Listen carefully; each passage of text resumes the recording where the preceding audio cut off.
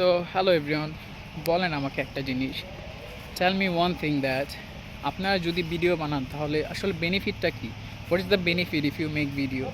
I think one benefit you will find that is your আত্মবিশ্বাস, আপনার confidence. And এই কনফিডেন্সটাই আপনার দরকার if you want to become fluently speaker.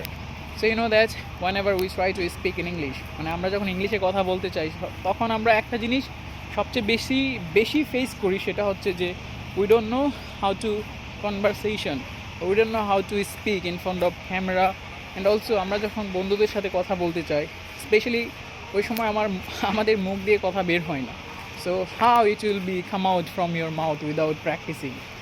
আমি বিশ্বাস করি যে যদি এখন আপনারা স্টার্ট করেন আপনাদের স্পিকিং, এটা অনেক কাজে লাগবে। কখন? যখন আপনি স্টার্টটা করবেন, after 2 months or 3 months later you will see আপনি ইজিলি কথা বলতে পারতেছেন। So for that reason you should start your speaking right now. You don't need to worry about what happen, মানে কী হবে ফিউচারে, এটা চিন্তা করার দরকার নাই। Immediately start and express yourself like a good man, and you know that how much English speaking it is important right now. So English কতটা গুরুত্বপূর্ণ আপনারা জানেন, তার জন্য এখনই শুরু করেন।